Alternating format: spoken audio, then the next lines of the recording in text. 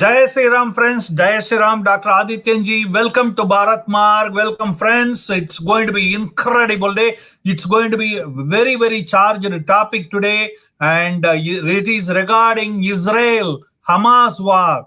Israel against war against terror of Israel, and will it become World War III? Who are all the new additions into the war, and what kind of expansion happening? What kind of geopolitics happening? Who is talking one thing in the front and one thing in the back? Okay, lot of things are happening, and we have the best of the best, Dr. Adityanjee, who is an expert on this subject and geopolitics. We are so happy to have him here, folks, and you should ask any question you have, and it's going to be incredible. But before going further, friends, please make sure to like the video, comment on the video, share the video with as many people as you can, and also please make sure to subscribe the channel if you didn't already, and press the notification bell to stay connected so that you can get informed as we go live.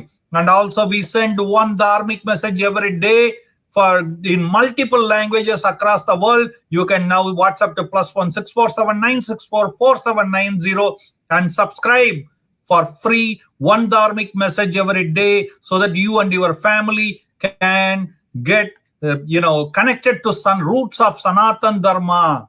Okay, Dr. Adityanjee, is so happy to have you here. But I'm happy to have you, but a lot of stressful things are happening around the world. That's what we are going to discuss about. Okay, and I'll just put my question so that you can take off from there. Israel Hamas war, it is taking a very, very serious turn, and some of the ambulances are getting bombed, some of the hospitals are getting bombed, some of the refugee camps are getting bombed again yesterday. What is happening, and who are all the players who are getting involved in this? Who is joining Hamas side? Who is joining Israel side? And who is saying something and doing something else? We will like to know. And is there any solution for humanity? That also we will like to know from you, sir. Welcome. Thank you, my brother Sundar Dilipan. It's always a good opportunity to come on your platform because you throw very challenging intellectual questions to me. I won't say it is a pleasure to be here today because what we are discussing is a very sad and serious issue. War is not an easy issue. War has to be avoided at all costs. Mm-hmm. Of course, there are situations when you cannot avoid war, and that is happening with the state of Israel, that it could not avoid the war following a unprovoked terrorist attack on the state of Israel and people of Israel on October 7th, 2023. So we are in the day 30th of this war, and Israel basically is now pounding Hamas targets. Unfortunately, because the territory is small, so there are, collateral damages that are happening. And one of the reasons collateral damage is happening is Hamas's war strategy, because they use civilians as human shields. I mean, you won't believe that Hamas headquarters is underground, underneath the Yes, please. hospital. Yeah, please, please. Hamas has built a network of hundreds of miles of tunnels in the territory of Gaza. So, government of Israel, Israeli defense forces are pounding, and most of these targets are Hamas targets.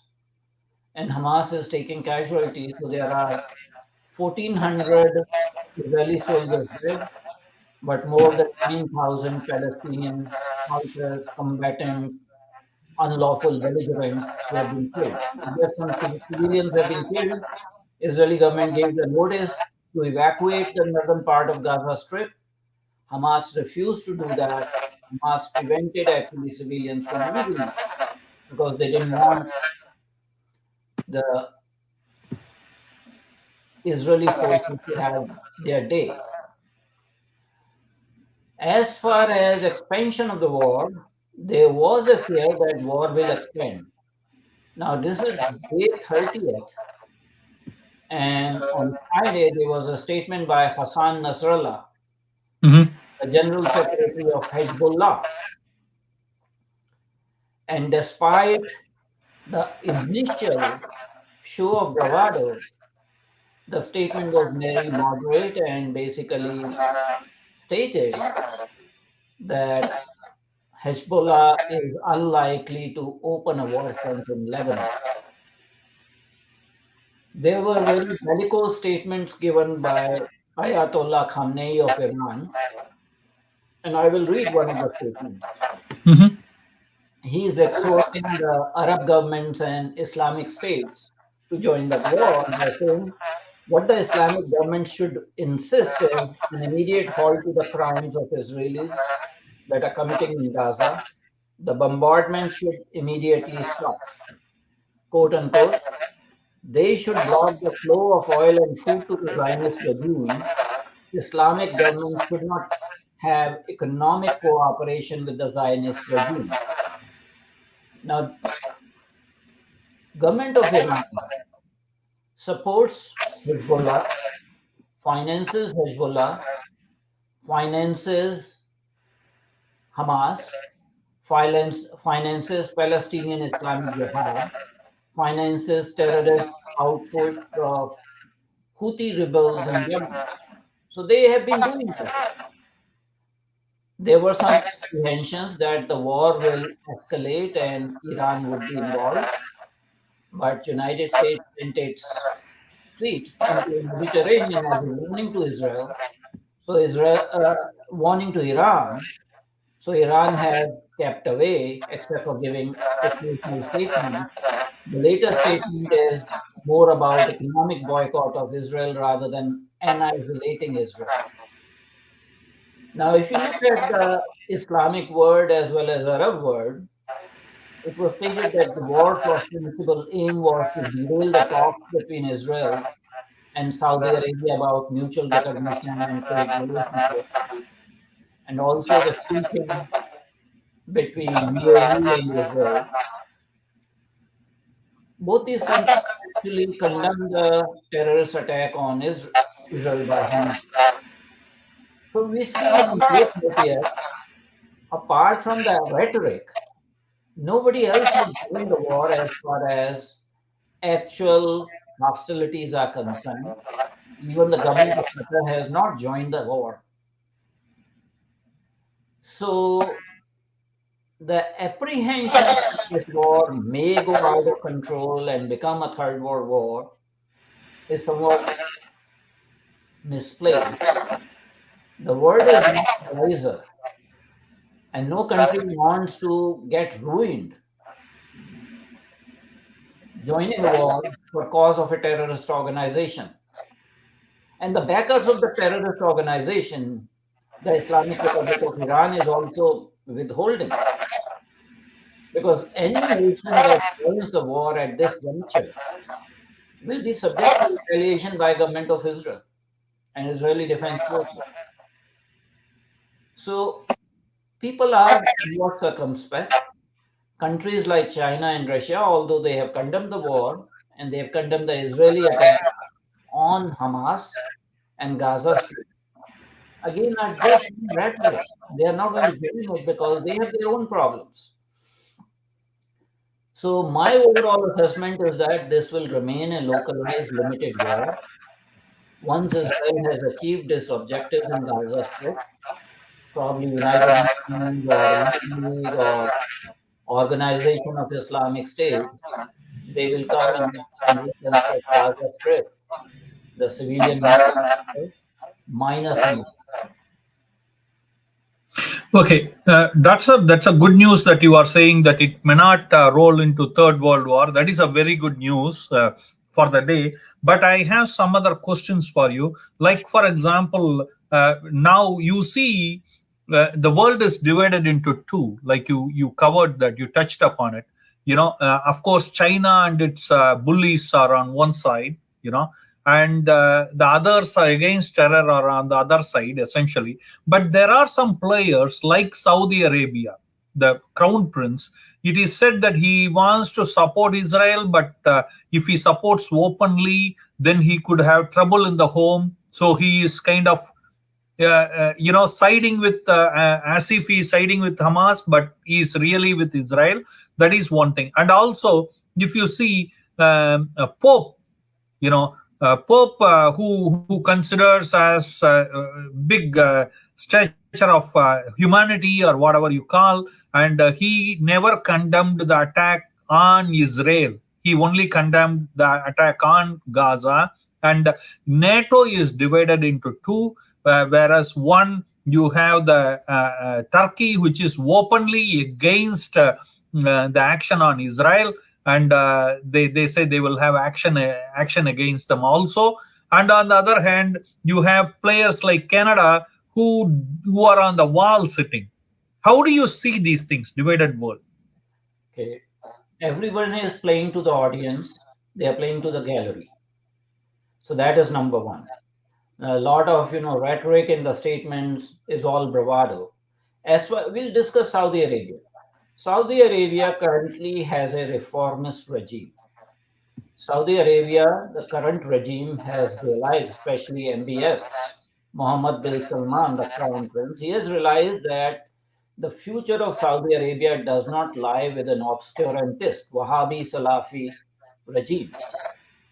And they are slowly distancing, slowly, releasing the pressure, slowly bringing out reforms, and they are taking much more reasonable international positions.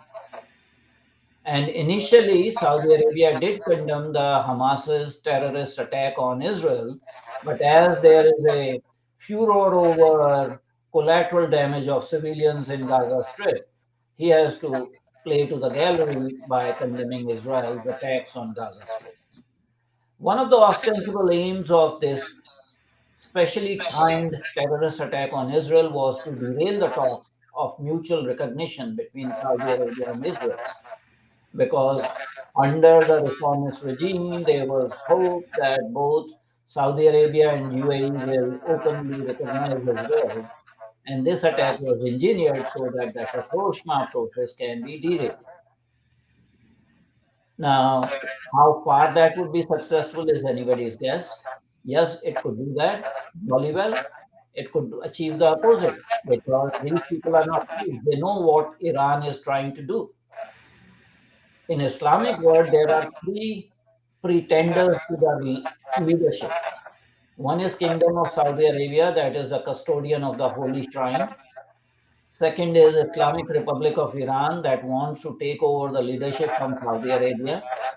And third is Turkey or Turkey, that is pretender to the caliphate, because they held the caliphate. So there is a lot of jockeying going on in Islamic world. I won't say Arab world because Iran is not Arab and Turkey is not Arab.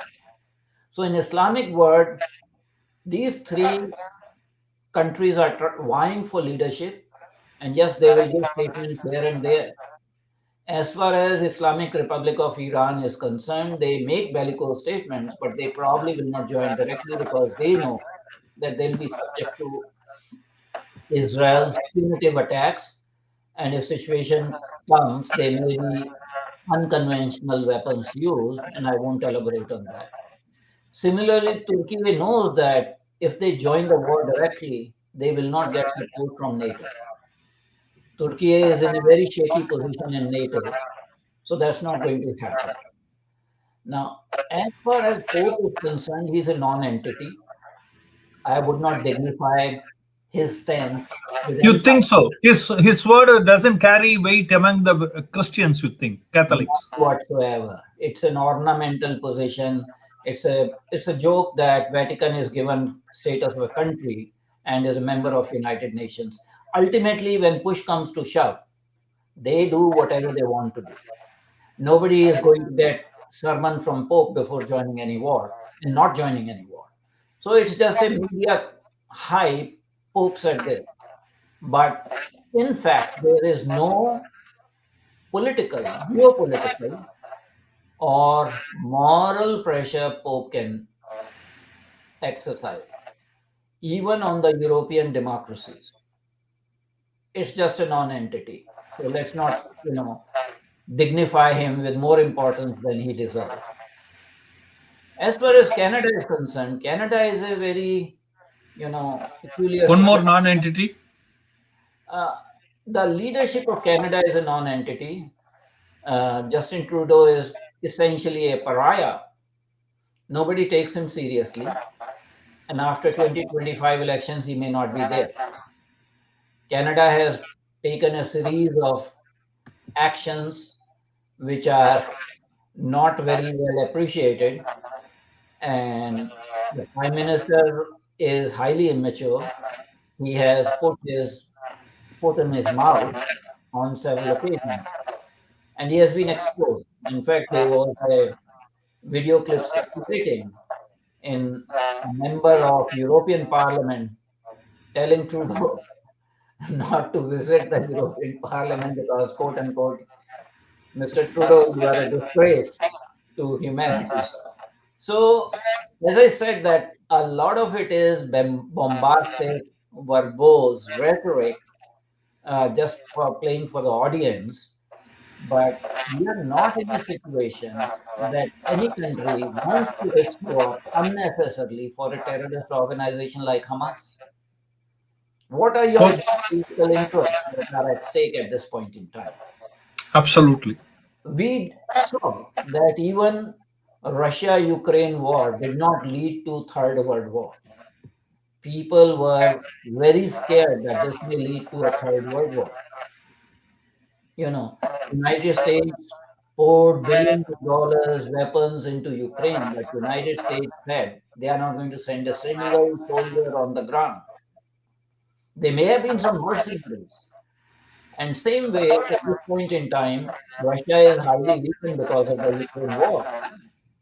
Russia has no resources or appetite to join another front.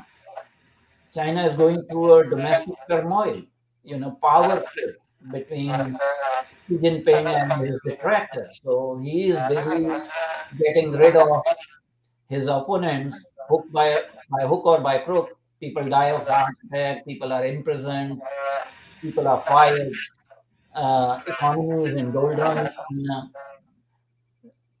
I don't envisage that this localized terrorist attack by Hamas on Israel will lead to third. Absolutely. Sir, I have a question for you. That is, if you see, now you covered extremely well with the China, and that is a Hamas side portion of it. But let's talk about those supporting Israel, okay, like America, like the European nations, okay, in Canada, for example, they have humongous amount of big rallies pro Palestine rally, and now the Liberal Party is broken into two in America. They have the squad has openly threatened Biden that you better back off, otherwise you are not getting our votes. How do you think? Anyway, they know that Israel sympathizers vote will go to conservatives, not to liberals. So how do these things will play out? And same thing with the European Union and Canada and other Western countries. So let me clarify the background. In the Western alliance that includes United States, Canada, and Western European democracies, there is a wave of wokeism. The universities, the academia, they are controlled by leftist, liberal, and communist ideology oriented professors for almost decades. So, alternative discourse is not possible. Generations of students have been indoctrinated uh, into supporting leftist causes. And that's a reality. So, in academia, you cannot survive if you have alternative viewpoint that challenges the reigning position of the leftist ecosystem. And you are seeing that anyhow by pro-Palestinian sort of rallies, etc., etc. Yes, Democrat Party in United States has a extreme wing called Squad, and one of them, Rashida Tlaib, member of Congress from Detroit in Michigan. Means the whole squad has said that. A whole squad has said, Yeah, of but course they have 4 or 5 members. So there are not, there are 8 members at this point in time. When they started, there were 4, and now there are 8 members. These are extremely leftist, extreme, and Rashida Tlaib is of Palestinian origin. She's a Muslim of Palestinian origin, so there is a reason why she has to say that. Question is that despite all their influence on the administration or Democrat Party, Biden administration is not willing to join, you know, the war on Israel's side. That is number one. Biden administration is also not willing to put sanctions on Israel. They have made statements to, you know, support Israel when terrorist attacks happen, but now they are trying to have a pause, humanitarian pause in the war, so that humanitarian supplies can be. to play for the leftist gallery. Yeah. So they know what is happening. And yes, if some of the squad members or their constituency may not vote for Democrat parties, what's a big deal? Democracies, this happens. You develop alliances, you develop, factions, coalitions, and win the elections. So elections are more than not more, but a year away at this point in time. And just the threat that we will not vote for you is not going to change the administration's policy. Although it is a leftist, a woke administration, it's not a conservative administration, yet they are not willing to play by the tune of, you know, AOC, Alexandra Ocasio, or Rashida Tlaib, or uh, Omar Ilhan, or for that matter, Pramila Jayapal. These are loony voices. They get media sound bites, people clap, and Of people. course, New York Congresswoman too. Yeah, I mentioned AOC, Yeah, you say okay, right? Okay. Alexandra Ocasio. So these people play to the media, but do they have this much of influence on the defense postures of United States is very, very questionable. You know, the days are gone when, you know, US administration will join a war directly by sending foot soldiers. Whether it is Republicans in the 4 years of Trump administration, there was not a single war that United States fought. No US soldiers were sent. And all said and done, Biden, despite his democratic administration and leftist ideology, is not willing to do that. There's no appetite for sacrificing the lives of American young men for a stupid terrorist attack. Either way. Absolutely. So, but I have one more question. My question is, who do you pin the fault at? Because I was talking to some Jew friends of mine, and they were saying, you know what, Netanyahu is the culprit because he allowed the people to come and work inside the Israel Palestinians. He allowed them. He funded Hamas, and now he is showing his ultra right color by bombarding everywhere. So is the Israel war losing its popularity inside Israel itself? And how do you see with all the protests happening? Will they be forced to cut down the war? Okay. We have to understand that Israel is a vibrant democracy with freedom of expression.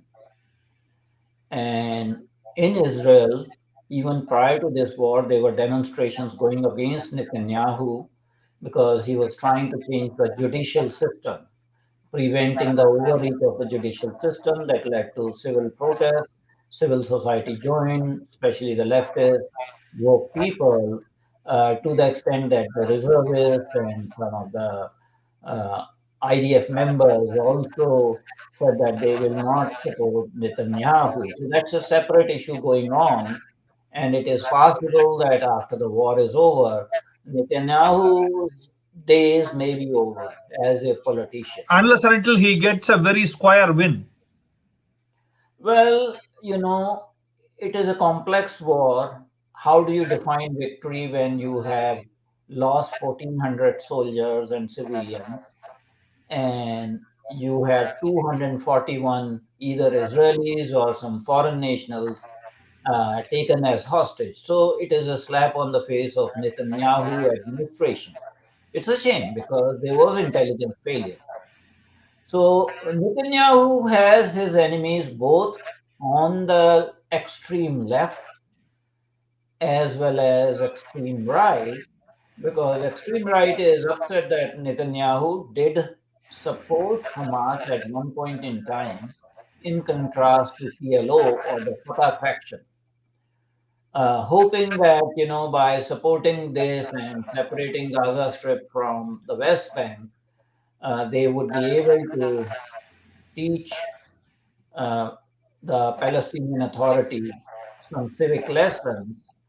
But did they create a Frankenstein's monster or a Bhasmasur? Maybe yes, but it's not that simple. Hamas is not a creation of Netanyahu, it's a creation of Islamic Republic of Iran. And in any political situation, sometimes you have strange bedfellows as friends kind of situation. Hamas had been prepared for this using deception. The money that was coming was used to build up tunnels.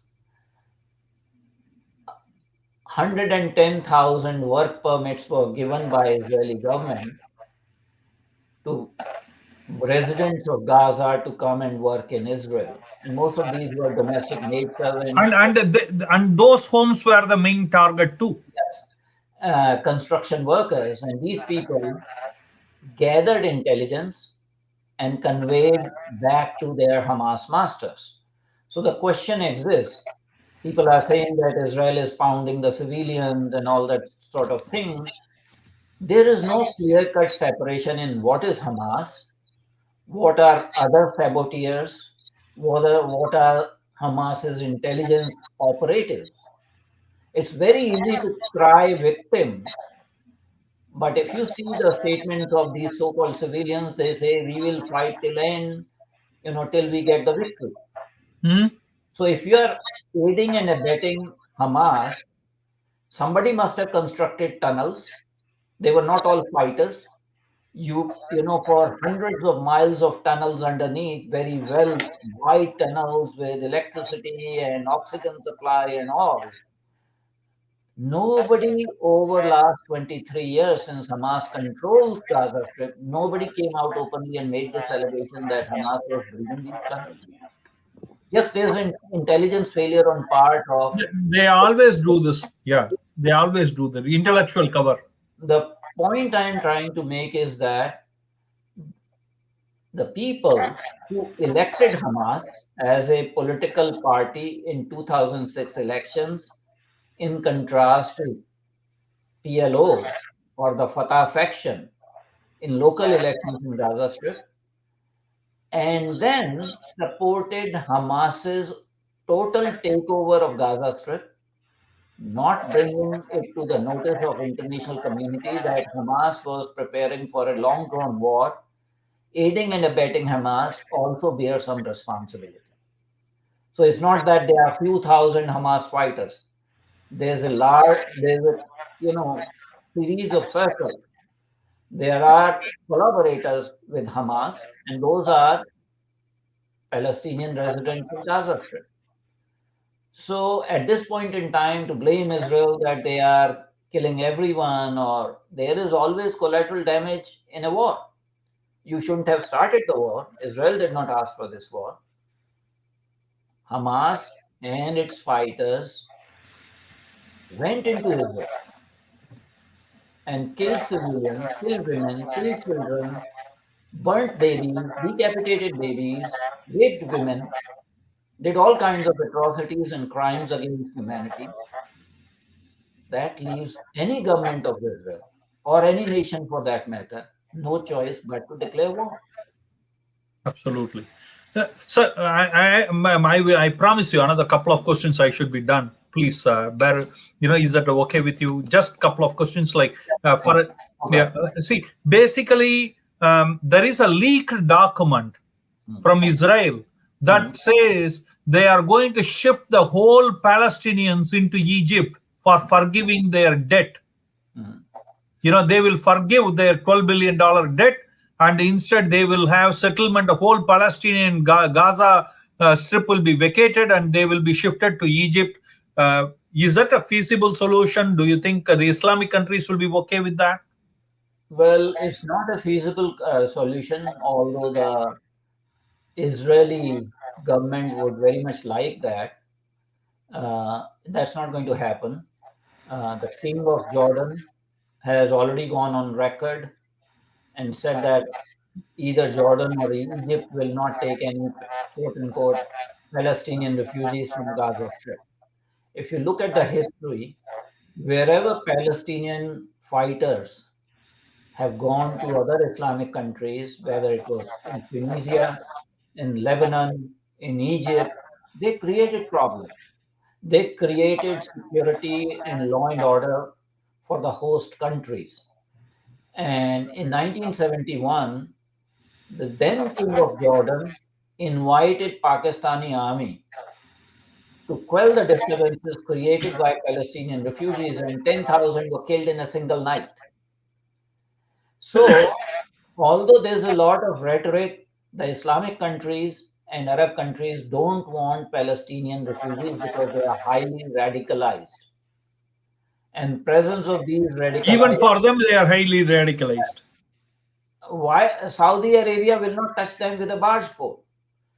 Even Egypt, after a lot of prodding by United States, agreed to open the Rafah border crossing for humanitarian assistance, but still has said they will not take the refugees. They are willing to take seriously wounded combatants and civilians for treatment, but they are not willing because it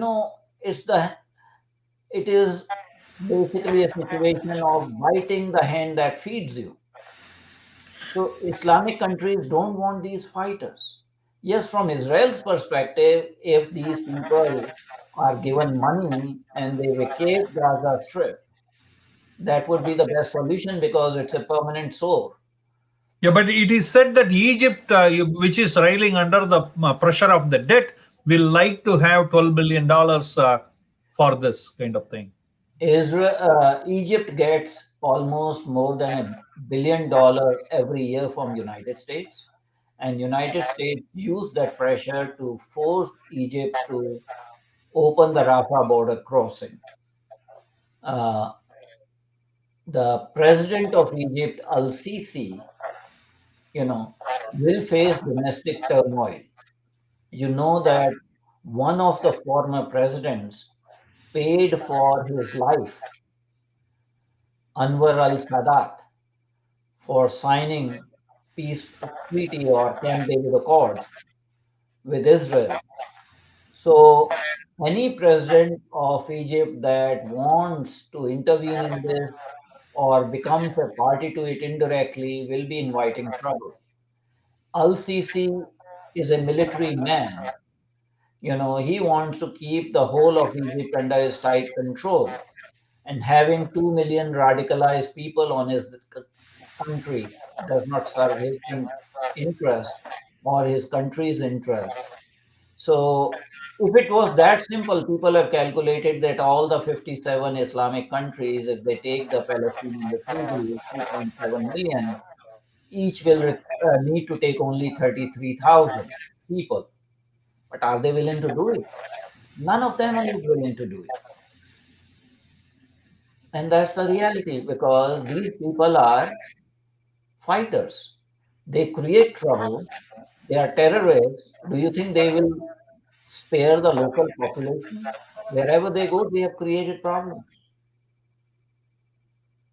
Absolutely. Now, one last question with your election in US is concerned. Mhm. Okay. Now, how do you think this will impact on, because I see that Jews and most of the supporters of Israel will vote for conservative party. At the same time, I may be wrong. You can correct me. And also, the Palestinian supporters are not willing to vote for liberal party, but they won't vote for conservative. Who is going to win the election? Election and the horizon. How this will impact the war? So, number one thing, 1 year is too long time in politics. Elections are due in November of 2024. We are here in November of 2023. That is number one. American population does not have very large memory. They tend to forget, issues change, and their opinion changes. Having said that, in 2020 elections, Democrat Party was heavily supported by, I would say, Muslim Americans of whatever hue, whether they were Palestinian Americans, whether they were Arab Americans. Systematically, Muslim Americans voted for Democrat Party. They they became part of the Joe Biden campaign, and they were rewarded heavily by being given a lot of positions of prominence in Human Rights Commission, UNCRIF, International Ambassador at Large for Human Rights and Religious Freedom. All those positions were given to Muslim Americans. And this is what Rashida Tlaib is threatening, that we will not support Joe Biden or Democrat Party. So what will they do? They will probably stick it out because they will probably not vote for the Conservative Party, which is the Republican Party. And Conservative Party is also going through internal turmoil, problems. You know, it is no longer the Republican Party of Ronald Reagan. It is a very select band of It's a Trump party. sycophants of Donald Trump, who is not a Republican at all, who is highly narcissistic individual, who has only his own interests in mind. So we are in a very interesting time in United States, but I don't think this will have any major impact during the election, except for the fact that Muslim Americans will not vote so heavily for the Democrat Party and will vote by their feet, i.e., refusing to vote for him. Wow. Thank you very much, Dr. Saab, for coming and sharing your wisdom. And you have given a very excellent news for the audience. That is, you don't think World War III is coming, especially Bahrain playing the role of a double role. If you want to cover anything as our last thought, please go ahead and do it. Uh, all these countries in the West Asia and North Africa make a lot of bellicose statements, but when push comes to shove, they have the bad experience. In 1967, 12 Arab countries had attacked Israel and got a bloody nose. The Golan Heights, the Sinai Peninsula, West Bank, Gaza Strip were captured by Israel. In 1973, Yom Kippur War, had a surprise attack on Israel, and Israel actually lost some initial, few days. But again, towards the end of the war, Israel had an advantage. So these countries do know that Israel is a regional power. Israel has nuclear weapons at this point in time, and Israeli government will do whatever it needs to do to make sure that Israel continues to exist. And these countries know. So apart from playing to the gallery and making statements to the media, they don't have the guts to join the war. The biggest and strongest of them, Islamic Republic of Iran, is checking itself. The logical extension would have been Hezbollah joining. They did some rocket attacks on the northern Israel, but the latest statement by Hassan Nasrallah basically says that this is Hamas's war and Hezbollah does not want to join. because they know what Israel is doing But to they are attacking from the other side, right, Dr. Sir?